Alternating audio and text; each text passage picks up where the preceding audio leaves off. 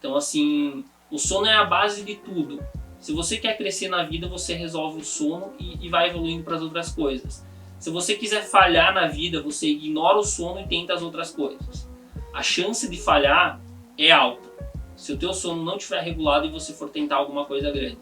Então, por exemplo, numa psicoterapia, eu vou começar primeiro a resolver a demanda, ali, entender qual que é a demanda e resolver o sono. Primeira coisa que eu vou fazer. E depois tentar resolver o que sobra, né, em vez de simplesmente ir para a demanda ignorando o sono. Tá? Em vez de ir para a demanda ignorando o sono. Porque o sono é a base de tudo. Outro episódio, então, o sono, episódio número 13, eu falo de sono aí com certa regularidade, mas o episódio específico, inclusive no meu método, tem um módulo que ele detalha de forma direta como melhorar o sono. Né? É a mesma aula do sono que tem aqui, só que, claro, né, melhorada, com mais didática e com material de apoio. Então o sono é a base de tudo. Isso, inclusive, encontra-se no primeiro módulo do meu curso, né, para você ter noção do tanto da importância que eu dou para isso. É um dos primeiros pontos que eu trabalho nos atendimentos, né, dependendo aí a demanda e a fala que a pessoa traz para o atendimento, e é uma das coisas mais importantes a serem trabalhadas, né, o sono. Segundo item, né, o celular, episódio 5, eu mostro o meu próprio celular, de como que eu mexo nele, como que eu organizo ele. Tá? Eu explico, eu mostro detalhadamente como fazer isso com o celular. Isso é bem efetivo, tá? E o que eu quero com esse episódio? Né? O episódio número 5, eu quero trazer que o celular ele é uma necessidade do ser humano. Ele pode ser usado de forma perda de tempo, prazeres imediatos e distração. Ele pode ser usado como ruído. Mas se você usar ele direito, se você gerenciar ele direito, ele só vai te trazer benefício. Então eu ensino como organizar o celular, como eu organizo o meu, pelo menos, como desativar notificações, como lidar com as demandas a partir do celular. Então isso é muito importante mesmo. Esse é o episódio número 5. Episódio número 6, ansiedade. Então ansiedade é o mal do século.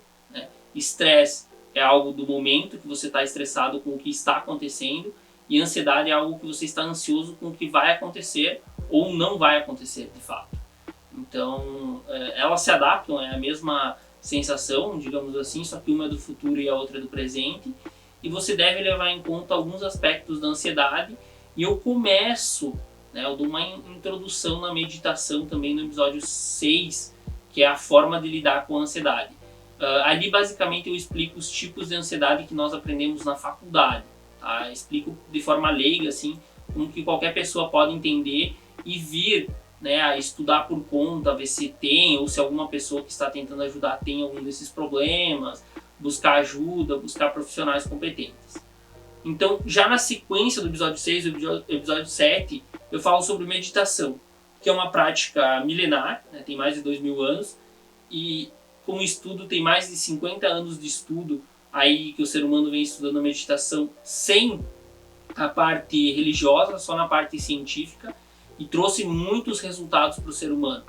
Trouxe muitos resultados, né, para diversas áreas aí, do ponto de vista científico, do ponto de vista religioso, trouxe muito resultado. E a meditação, ela vem como um benefício para o ser humano, e não um malefício. Ela vem como algo que agrega, né? Então tem as contraindicações, naturalmente, tem algumas situações aí que é contraindicado, mas na grande parte das situações, a pessoa saber meditar, saber lidar com os problemas é essencial. Então, assim, é essencial, e é uma questão até de sobrevivência, saber lidar com a ansiedade, com o humor aí, com a meditação, sempre tendo o sono regulado, é claro, né, para ampliar o resultado. Vícios comportamentais, o episódio número 8, que eu explico aí os vícios comportamentais, tanto que a gente pode ter comportamentos são viciantes, como por exemplo roer unha, jogar no celular, mexer nas redes sociais. Qualquer coisa pode ser considerado um vício comportamental, é só ser um comportamento, que é algo que o ser humano faz, e ser um vício. Até remoer o passado, sofrer por antecedência, ter pensamentos negativos, pensamentos intrusivos, tudo pode ser considerado um vício comportamental. varia do ponto de vista aí que a pessoa vai ter em relação a esse comportamento. Então é um episódio que também ajuda nessa questão da melhora da qualidade de vida. Esse é o episódio 8. O episódio 9 é sobre depressão, tá? É fortíssimo aí o conteúdo, e a depressão é um mal do século passado, é uma das coisas que mais incomoda aí o ser humano, uma das causas aí de suicídio e tudo. Então é bem interessante esse episódio. Eu dou algumas informações, eu explico os sintomas, eu passo bem detalhado na depressão. O episódio número 12 é estudos, então eu falo sobre qual a forma que eu estudo e tudo, também para facilitar aí o aprendizado, para ser efetivo, né, tendo um tempo de qualidade com os estudos. O episódio número 12 é fobias, então eu explico como lidar com algumas fobias, no caso 3 tipos, né, que eu coloco no episódio, que é a fobia de dormir, o medo de dormir sozinho, o medo de sair de casa e o medo de dificuldade de socializar, né? São 3 situações que eu cito no episódio da ansiedade. Então, fobia social, que é a dificuldade de interagir com as pessoas, fobia específica, que é o medo de dormir sozinho, assim como qualquer medo especificamente é o medo de alguma coisa, por exemplo, medo de arranha, medo de cobra, medo de cachorro, tudo é específico. E o terceiro ponto, né, é a agorafobia, que é o medo de sair de casa. É um dos medos aí mais fortes, é uma sensação de pânico ampliada, é um problema de fato para a pessoa que tem, e eu explico como que você lida com isso. Claro, não substitui a procura de ajuda, mas aqui alguns pontos que você pode buscar para melhorar a sua qualidade de vida. Então são esses itens que eu citei. Metas, então é um item que eu trabalho, né, de forma ao contrário, digamos assim, que é um acrônimo, é meditação, exercício físico, tratar as doenças físicas, alimentação e sono.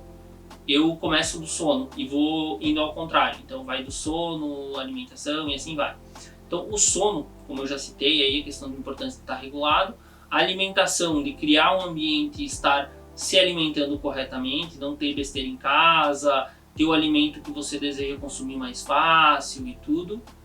A questão de ir no médico com regularidade, ter os exames em dia, estar aí de acordo com a sua saúde, estar seguindo um tratamento para a melhora desse ponto.